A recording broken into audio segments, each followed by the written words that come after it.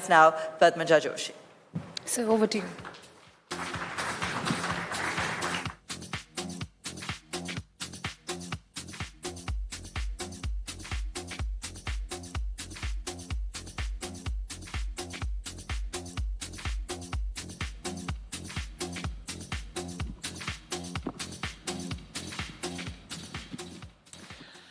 Thank you very much Gadkari ji हमारे साथ बात करने के लिए। सबसे पहले मैं आपसे उस वीडियो के बारे में पूछना चाहती हूँ। इस मार्च में पूरा इंटरनेट, पूरा देश आपके इसी वीडियो के बारे में बात कर रहा था, जहां आपने कहा कि अगर कोई अफसर काम नहीं करना चाहता तो मैंने हार मान ली है। ऐसा क्या हुआ that you were forced to say कि बस अब मैं अफसरों के साथ नहीं डील कर सकता? देखिए, अच्छे भी ऑफिसर होते हैं, कुछ काम अच्छे भी करते हैं, इसीलिए तो काम होता है। अभी हमारे यहाँ अभी मैंने आज ही अभी आपके यहाँ आने के पहले पूछा था, हमने 35 किलोमीटर पर डे रोड बनाया है। ये 358 दिन का एवरेज है और अभी करीब 7-8 दिन बाकी है, तो हम लोग 40 किलोमीटर तक जाएंगे ऐसी कोशिश कर रहे हैं। तो काम करने वाले अच्छे भी अधिकारी हैं और कुछ काम नहीं करने वाले भी हैं। तो मैं कुछ लोगों को कहता हूँ कि आप 10 से 5 ऑफिस में मत आइए, घर में रहिए, आपकी प्रेजेंट ही लगे तो काउंट करेंगे, पर यहाँ आके आप निगेटिविटी मत फैलाइए। तो कभी कभी कुछ कामों के बारे में जब ऐसा होता है कि जब परफॉर्मेंस, मैं बहुत बार ये कह चुका हूँ कि फाइनेंशियल ऑडिट इम्पॉर्टेंट है, पर फाइनेंशियल ऑडिट से भी ज़्यादा परफॉर्मेंस ऑडिट इम्पॉर्टेंट है। और इसलिए कोई वर्क डिले होता है, उसका बहुत बड़ा नुकसान होता है। तो उस एक्सप्लेनेशन में मैंने कहा था, अब वो एग्जैक्टली लोग मीडिया में जो अच्छी बातें कहते हैं वो नहीं उठाते, जो एक आधी बात ऐसी कही हुई तो वो उठाते हैं। तो ऐसे आपने वो पूछा है। नहीं, आप तो हीरो बन गए। सबने कहा कि इस बार एकदम लताड़ा है गडकरी जी ने, सबको टाइट कर दिया है। पर सरप्राइजिंग चीज ये है, जैसे कि आपने आंकड़े दिए, आपका जो एस्टिमेट था इस बार का, टारगेट था, वो था 30 किलोमीटर्स पर डे। आप ऑलरेडी उसको एक्सीड कर चुके हैं रोड कंस्ट्रक्शन का। फिर भी आप लोगों को डांट रहे हैं कि काम तेजी से नहीं हो रहा, काम तेजी से नहीं हो रहा, एक्सीड करने के बाद भी। नहीं, पहली बात तो ऐसी है कि हमारा टारगेट, जब मैं मंत्री बना उसके बाद मैंने 40 किलोमीटर पर डे ये टारगेट रखा था। और हमारे कोविड के बाद में, जैसे अभी हमारा टोल कलेक्शन ये 24,000 करोड़ था पिछले साल, और कोविड के कारण और अभी किसान आंदोलन के कारण हमारे टोल बंद है, तो हमारा कम से कम 10,000 करोड़ कम होना चाहिए था, 14,000 करोड़ होना चाहिए था। जबकि अभी हमारा कलेक्शन हो रहा है 34,000 करोड़। यानी कोविड के बावजूद हमने 10,000 करोड़ कलेक्शन बढ़ाया टोल का, तक एवरेज पर आए हैं। अभी साल पूरा होने के लिए टाइम है। तो मुझे ऐसा लगता है कि वहाँ हर जगह पर इतने बड़े ऑर्गेनाइजेशन में अच्छा भी काम करने वाले लोग होते हैं। अभी जो NHAI की बिल्डिंग थी, वो बिल्डिंग 2 साल में बनानी थी, उसको 12 साल लगे। जो 120 करोड़ में बनने वाली थी उसको 350 करोड़ लगे। तो फिर मुझे गुस्सा आया, तो मैंने उनको कहा कि ये कौन कौन नालायक लोग हैं, इनके लगाओ फोटो, इनका कॉपी निकालो और ये लोगों को आने दो कि जिनके कारण देश का नुकसान हुआ है। तो कभी ना कभी क्या होता है कि वो उतना मेरा भाषण लेकर फिर आप लोग उसी को दिखाते हैं। मैं जब अच्छा बोलता हूँ तो मेरी एक तकरार है कि अच्छा बोलने के बाद मुझे ना कोई रिकॉग्नाइज करता, ना बेचारे हमारे अच्छे अधिकारियों को कोई अभिनंदन करता है। पर जब मैं कहीं ठोकता हूँ तो बराबर वो उतने वाक्य लेकर वो ज़्यादा पॉपुलर हो जाता है। नहीं, आई अश्योर यू, यहाँ पे हम इन इट्स एंटायरिटी दिखा रहे हैं। आप जितनी चीजें बताएंगे हम अनएडिटेड पूरा दिखाएंगे। But on a serious note, Covid में इतनी प्रॉब्लम्स हुई। पहली बात, लेबर का माइग्रेशन हुआ। आपके टोल कलेक्शन में लोग एंटिसिपेट कर रहे थे जब मूवमेंट ही इतना कम होगा तो फिर toll collection will go down. कैसे आपने अपने मंत्रालय को, जैसे कि आभा कह रही थी, कोविड प्रूफ कैसे आपने मैनेज किया ये? देखिए, हमने तो उस समय, जो शुरुआत के समय जब लोग जा रहे थे, तब हमने टोल खुले छोड़ दिए थे। हमने टोल लेना भी बंद कर दिया था। देखिए, मैं आपको एक बात बताता हूँ कि आप आपके प्रोफेशन से लॉयल हो। जैसे मैं I am very much loyal to my profession. तो मेरा आग्रह होता है कि जैसे मेरे को जिम्मेदारी मिली है जिन विभागों की प्रधानमंत्री ने दी है, तो I am very much loyal to my departments. तो मैं उसमें जो काम होता है, ये मुझे एक एक चीज़ के बारे में मुझे चिंता होती है कि कब होगा, कैसे होगा, कम पैसे में कैसे होगा। और इसलिए मैं लगातार उसके लिए अस्वस्थ रहता हूँ। अब एक बात ऐसी है कि जैसे आपने घर में होता है कि आपके बच्चे को, लड़के लड़कियों को अगर 75% मार्क मिले तो आप उसको कहते हैं अच्छा मिला है तुमने, ठीक, पर तुमको 85 मिलने चाहिए थे, तुमने मेरिट में आना चाहिए था। अगर वो मेरिट में आता है तो तुम बोलते हैं तुम वो मेरिट में आए अच्छा हुआ है, पर तुम फर्स्ट मेरिट क्यों नहीं आए। तो वैसे ही बात होती है कि हम टारगेट बड़ा करके लोगों को मोटिवेट करते रहते हैं कि इससे भी अच्छा काम होना चाहिए। अभी हम एक टनल बना रहे हैं ये कारगिल के नीचे जोजिला करके, तो उसका मेरे पास साइन फाइल आई थी 11,000 करोड़ की टनल के लिए। मैंने कहा मैं नहीं करूँगा, और साल भर हम पीछे लगे। ये एसोसिएम के साथ वर्कशॉप लिया ओबेरॉय होटल में, काफ़ी मेहनत हुई। मैंने खुद फाइनेंशियल और टेक्निकल क्वालिफिकेशंस उसके तैयार करने में मदद की, और मुझे बताते हुए खुशी हो रही कि हमारे ही लोगों ने 5,000 करोड़ बचाए। 5,000 करोड़। अभी तो मैं आपको बता रहा हूँ कि अभी जो हमारे टेंडर जा रहे हैं वो आज ही मैंने सुना 30%, 32% बिलो जाके लोग काम कर रहे हैं। कंपटीशन हो रही है, और मैं आप जैसे लोगों के सामने नम्रतापूर्वक बता सकता हूँ कि पिछले 5 साल में हमने 17 लाख करोड़ के काम किए, और अभी मैं लाखों करोड़ में ही बात करता हूँ तो लोग पहले बोलते थे कि गडकरी तो करोड़ों में बात करता है।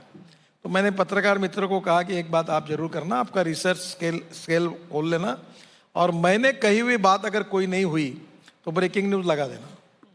तो मैं जो बोलता हूँ वो होता ही है, और वही मैं बोलूँगा जो मैं करूँगा।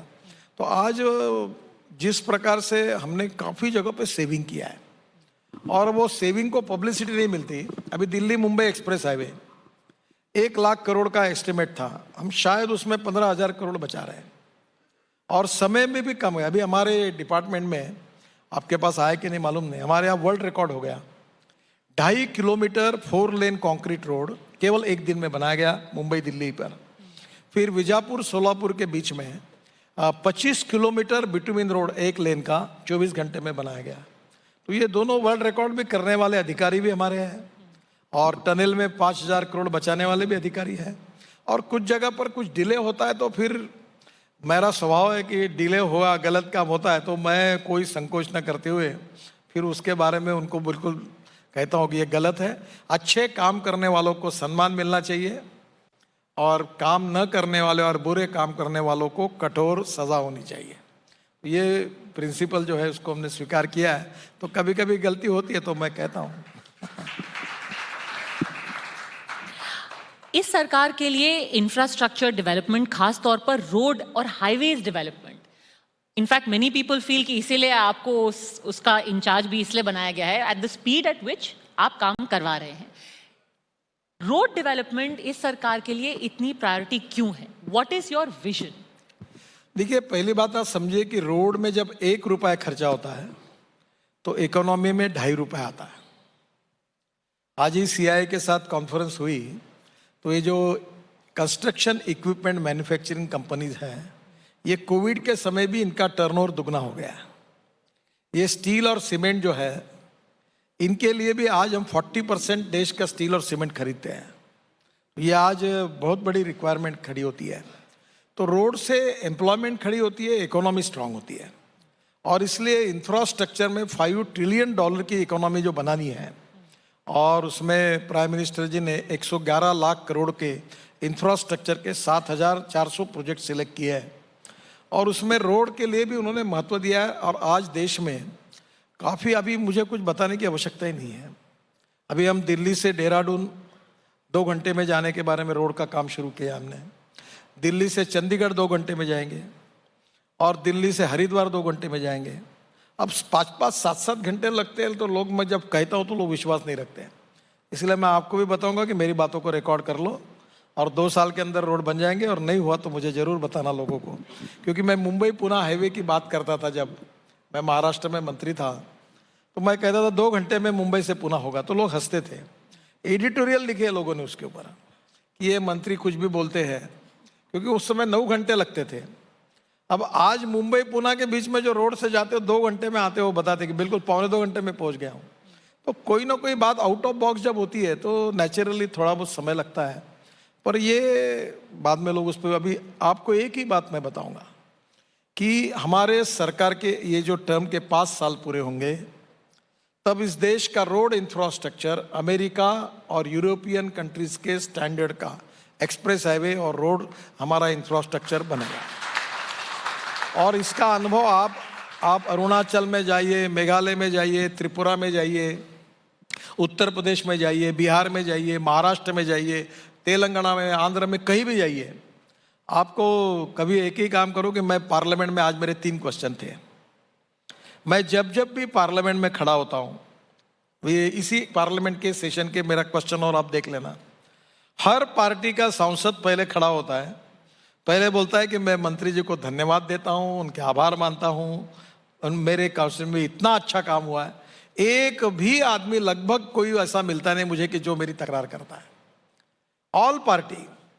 तो ये कारण यही है कि काम हो रहे हैं और इतना तेजी से देश बदल रहा है।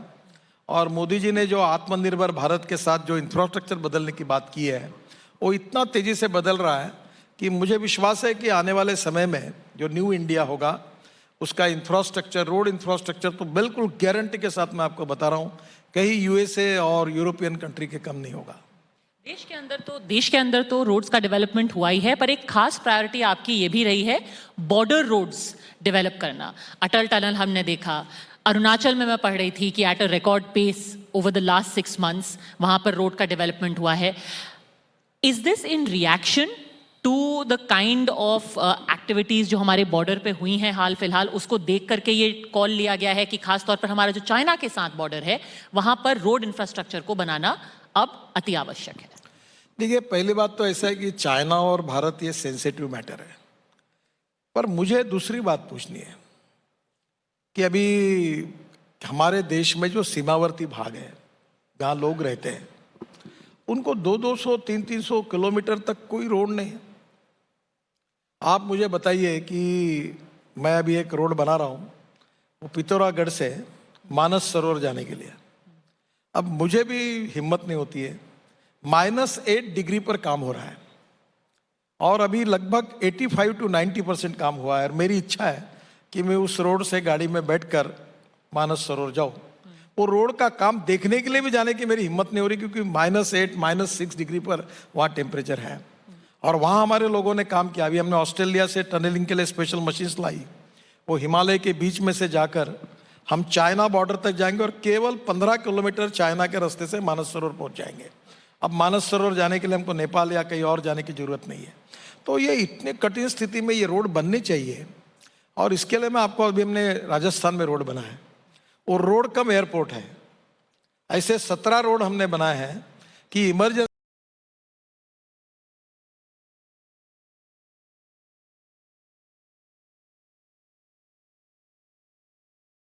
इकोनॉमिकली, एजुकेशनली बैकवर्ड है। अब आपको बता दो कितनी कठिन है। देखो, ये लद्दाख लेह को जोजिला टनल है। क्या हम में से कितने लोगों को पता है कि लद्दाख और लेह में 6 महीने ना गैस जा सकता है, ना पेट्रोल जा सकता है, ना सब्जियां जा सकती है, कुछ नहीं जा सकता, ट्रैफिक बंद हो जाता है। क्या बिजती होंगी उन लोगों के ऊपर? आज बद्रीनाथ, केदारनाथ, गंगोत्री और यमुनोत्री, यहाँ हम लोग ऑल सीजन रोड बना रहे हैं। पहले 6 महीने ये बंद रहता था, वहाँ लोग कैसे रहते होंगे? अगर उसमें किसी को अगर हार्ट अटैक आया, किसी की तबीयत बिगड़ गई, तो कहाँ से एम्बुलेंस जाएगी? अब हमारा रोड ऑल सीजन रोड बन रहा है, अब कोई प्रॉब्लम नहीं आएगा। ये टनल बनेगी, गैस होगा, एसेंशियल गुड्स होंगे, फ्रूट वेजिटेबल होंगे, वो लद्दाख लेह में पहुँचेंगे।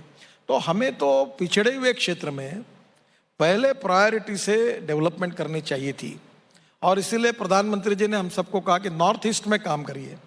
मैं 1 लाख करोड़ के रोड नॉर्थ ईस्ट में बना रहा हूँ। हमने NHIDCL करके एक स्पेशल कारपोरेशन उसके लिए बनाई है, और ब्रह्मपुत्रा पर 6 ब्रिज, अभी स्वाधीनता के बाद जितने ब्रिज नहीं बने, हमारी सरकार ने ब्रह्मपुत्रा पर 6 ब्रिज बना रहे हैं।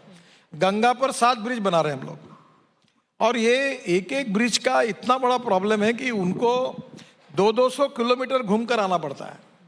तो मुझे लगता है कि ये पहले ही होना चाहिए था, और ये लोगों के लिए आवश्यक है। और एक, मैं हमारे ऑफिस में मैंने अमेरिकन प्रेसिडेंट जॉन केनेडी, इनका एक बहुत प्रसिद्ध वाक्य लिख कर रखा है। उन्होंने कहा था कि American roads are not good because America is rich, but America is rich because American roads are good. Road से प्रॉस्पेरिटी आती है, रोड से नई सिटी डेवलप होती है, रोड से बिजनेस आता है, इंडस्ट्री आती है, रोड से सभी प्रकार की डेवलपमेंट होती है। तो इसलिए ये सब जगह करना चाहिए। चाइना के कारण या कोई बॉर्डर के इश्यूज के कारण वो तो अलग बात है, पर हमने इस समय जब भारतमाला प्रोजेक्ट बनाया तो प्रधानमंत्री जी ने हमें सुझाया था कि सब डिस्ट्रिक्ट जोड़ने चाहिए हाईवे से, फिर ट्राइबल और बैकवर्ड एरिया को जो अपने जोड़ने के लिए वहाँ अच्छे रोड बनने चाहिए, फिर हमारे सीमावर्ती भाग में रोड बनने चाहिए। उसके कुछ निकष बनाए गए और हमने राजस्थान, गुजरात और विशेष रूप से अभी उत्तराखंड, हिमाचल और कश्मीर, हम केवल कश्मीर में 60,000 करोड़ रुपए के काम कर रहे हैं। आप जम्मू से श्रीनगर इतना इंपॉर्टेंट रोड है, अभी कितने टनल तैयार कर रहे हैं वहाँ। तो हमें ये लगता है कि ये पहले ही डेवलपमेंट होनी चाहिए थी। डेवलपमेंट होगी तो वहाँ विकास होगा, इंडस्ट्री आएगी, उसके कारण कैपिटल इन्वेस्टमेंट आएगी, कैपिटल इन्वेस्टमेंट आएगी तो रोजगार निर्माण होगा, और रोजगार निर्माण होगा तो गरीबी दूर होगी। तो infrastructure, water, power, transport and communication, 4 बातें जहाँ है वही डेवलपमेंट। सब जाते हैं यहाँ भी, जैसे दिल्ली में जो आता वो गुड़गांव में जाता, जो आता नोएडा में जाता, हमारे यहाँ महाराष्ट्र में जो आता मुंबई में जाता। अब मुंबई की मर्यादा खत्म हो गई, नोएडा की खत्म हो गई, अब गुड़गांव की खत्म हो, नए गुड़गांव, नए, अभी मैं दिल्ली मुंबई हाईवे बना रहा हूँ तो ये गुड़गांव से ही है वो। तो अभी मैं बीच में यहाँ गुड़गांव में हम लोग एक द्वारका एक्सप्रेस हाईवे बना रहे हैं 30 किलोमीटर। वो उसकी कीमत है 10,000 करोड़ और वो इंजीनियरिंग मार्वल है। मुझे बता रहे थे लोग को, परसों में जब देखने के लिए गया तो नया सिंगापुर, दिल्ली में नया सिंगापुर इसके बाजू में बैठ रहा है।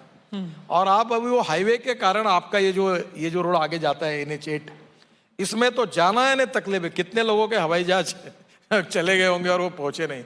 ये धौलाकुआ का मैंने मिलिट्री से जगह लेकर जबरदस्ती वो सब काम करा के रोड थोड़ा सा ये किया, क्योंकि मैं भुगत था, मेरा भी प्लेन चला गया था, मिस हो गया था। तो अभी ये पूरा NH8, ये इसका आधा ट्रैफिक कम हो जाएगा द्वारका एक्सप्रेस के कारण।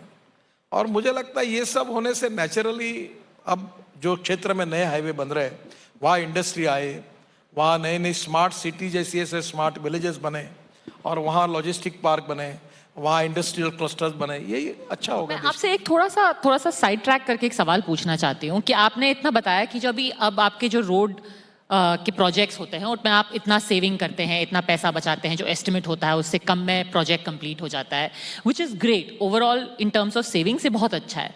बट जो सबसे ज़्यादा हमारे लॉसेज होते हैं it will be in the power sector. वहाँ पर कुछ किया जा रहा है टू इंश्योर कि वहाँ पर जो चोरी होती है, वहाँ पर जो हम जिस तरीके से वेस्टेज करते हैं उसको कैसे एड्रेस करें, because that is the real loss to the exchequer. आपने बहुत महत्वपूर्ण प्रश्न पूछा है। वैसे मैं पावर मंत्री नहीं हूँ, पर एक बहुत बड़ी समस्या आपने अभी तक इसको हाईलाइट नहीं किया है। आपको पता है ये डिस्कॉम जो है स्टेट गवर्नमेंट के इतने लॉसेस कितने हैं? राजस्थान के 90,000 करोड़ के हैं, उत्तर प्रदेश भी 90,000 करोड़, महाराष्ट्र 80,000 करोड़। और इसमें क्या है कि ट्रांसमिशन, डिस्ट्रीब्यूशन एंड जनरेशन 3 होता है। तो हमारे यहाँ तो मैं मजाक में कहता था more generation more losses, no generation no losses. तो पहले तो लोड शेडिंग ही चला देते थे, क्योंकि जितना जनरेशन बढ़ाते थे लॉसेस बढ़ते थे। क्यों बढ़ते थे? क्योंकि 36 to 40% ट्रांसमिशन डिस्ट्रीब्यूशन लॉसेस है।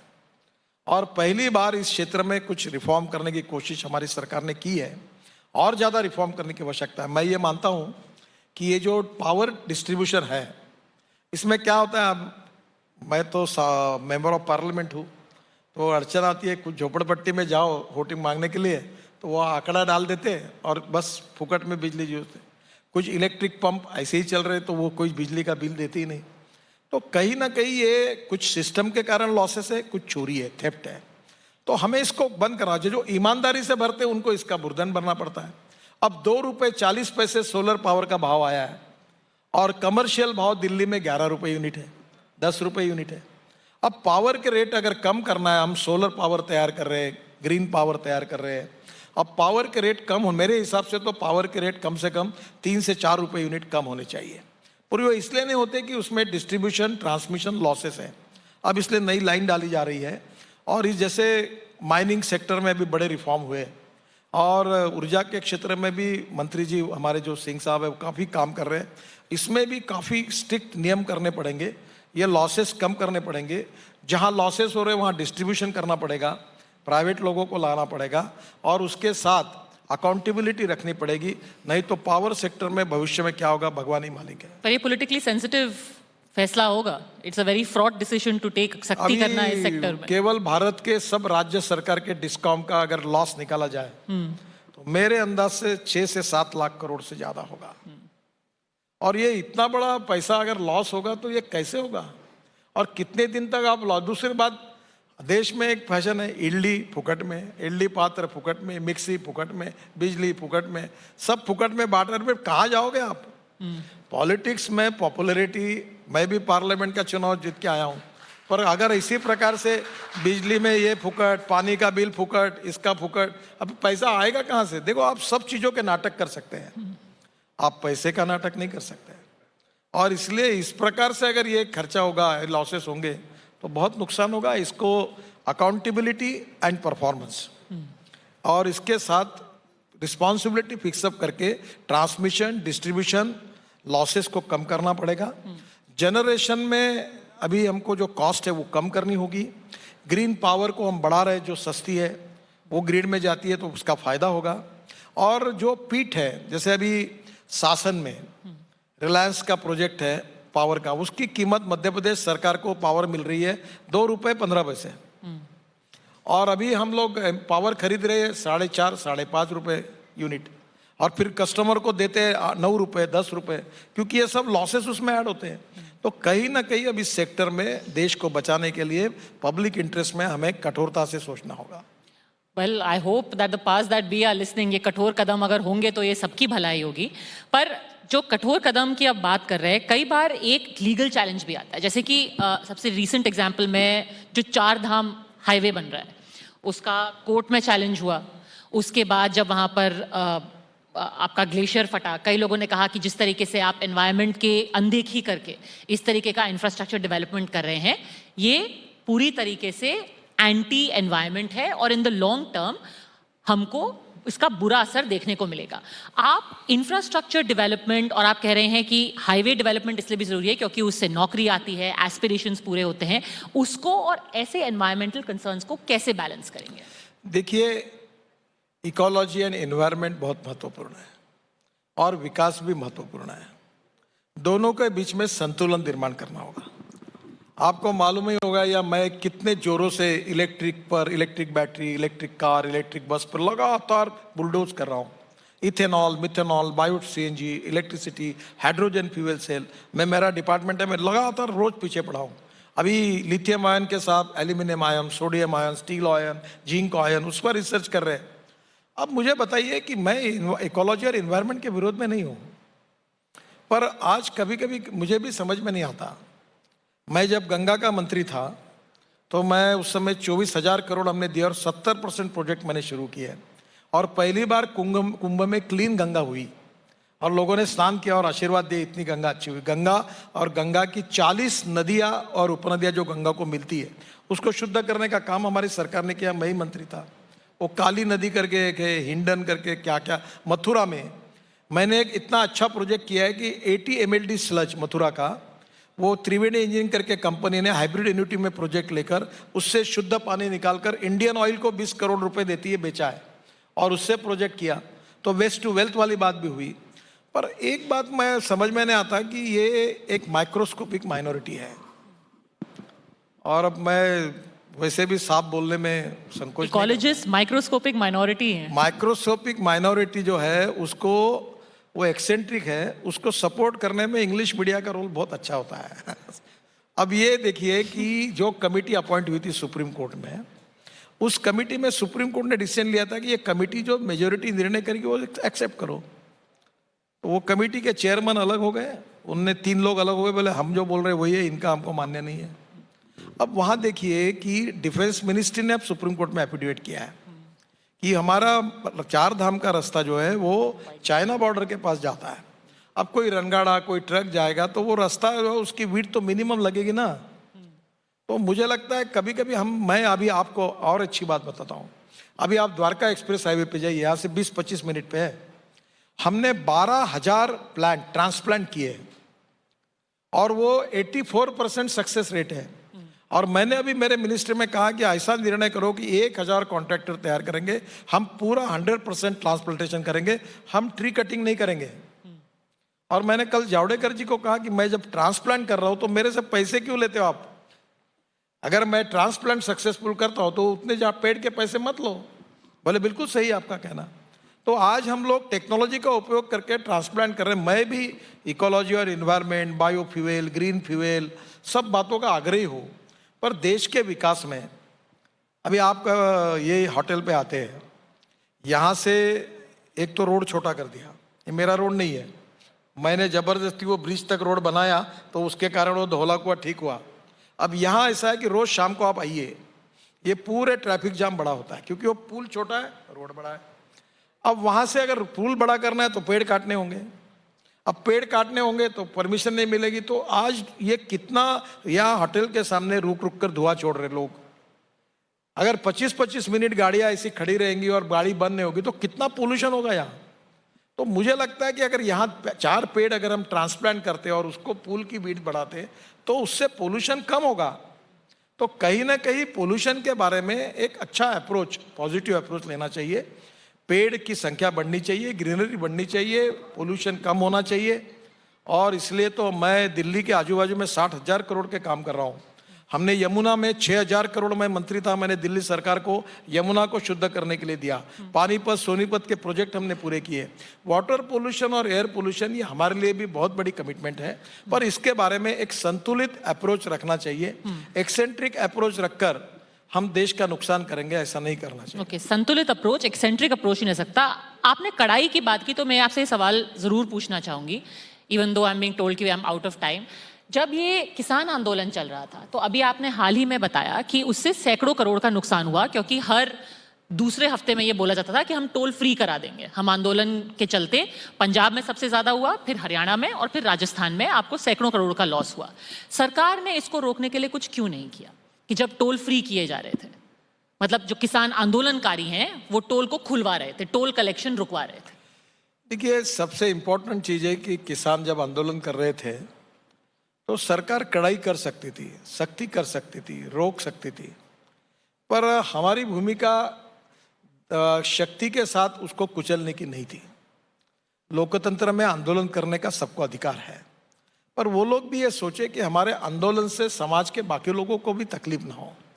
फिर भी हमारे देश में आंदोलन होते हैं और आंदोलन करने का उनका अधिकार भी है, पर इसके कारण काफ़ी लोगों को नुकसान होता है। मुझे लगता है कहीं ना कहीं लोकतंत्र में राजनीतिक पार्टियों ने, आज जो कभी सत्तारूढ़ पार्टी है वो अपोजिशन पार्टी भी बन जाती है। आंदोलन हमने भी बहुत किए। मैं अपने लाइफ में स्टूडेंट लीडर था, कितने केसेस हुई, बस रोकना, रास्ता रोकना, ये आंदोलन करते रहा। पर अब धीरे धीरे हम सब ने मिलकर सोचना चाहिए कि इसमें निश्चित रूप से हम लोग समाज का और लोगों के हितों की तरफ भी ध्यान दें। किसी को हार्ट अटैक आ जाता, उसकी एम्बुलेंस रोक दिया आपने, वो बेचारा ट्रैफिक जाम है, रोड बंद कर दिया, वो बेचारा हॉस्पिटल नहीं पहुंच पाता, उसके लिए कितना बड़ा नुकसान होता है। तो मुझे लगता है अब लोकतंत्र में है, पर हमने उसको कड़ाई नहीं की, ये सच है। और उसको बड़े सेंसिटिव मैटर था, बड़े इससे हमने भी टोल ला के बंद कर दिए, जैसा उनको कोई उस बारे में कन्फ्रंटेशन नहीं होने दिया। ये हमने किया। अगर कन्फ्रंटेशन होता तो वो भी समाज के लिए अच्छा नहीं होता। क्योंकि आपने लोकतंत्र की बात की है, जाते जाते आपसे पूछ लेती हूँ, आप बहुत बिजी भी रहे हैं हाल फिलहाल में, चुनाव प्रचार में आप कई प्रदेशों में गए हैं, बंगाल में खास तौर पे, क्योंकि आप हाल ही में वहां पर गए थे। खेला होबे? मैं बंगाल में 2 दिन गया था, फिर मैं पांडिचेरी और तमिलनाडु भी गया था। अभी कल मैं आसाम में हूँ दिन भर। बंगाल में मुझे लगता है कि देखिए, लोकतंत्र है और कोई सरकार अगर काम करती तो उसको कभी कभी लोगों के मन में उसमें परिवर्तन होना चाहिए, ये भी भावना होती है। इस बार बंगाल में लोग चेंज के साथ हैं, लोग नए विकल्प को ढूंढने की कोशिश कर रहे हैं और इसमें भारतीय जनता पार्टी एक बहुत अच्छा ऑप्शन है और इसलिए बंगाल में हमें बहुत अच्छी सफलता मिलेगी और खेल हो जाएगा। खेल हो जाएगा। चलिए देखते हैं। आपने कहा है आपकी हर बात को रिकॉर्ड करके आपसे वापस आकर के नहीं, ये खेल हो गया। 2 मई में ये भी पूछेंगे। ये मैं रोड बनाने जैसी गारंटी नहीं दे रहा हूँ, पर वो मेरा अंदाज बता। अच्छा, गारंटी नहीं है इसकी। चलिए गडकरी जी, बहुत बहुत शुक्रिया अंदाज बताया मैंने।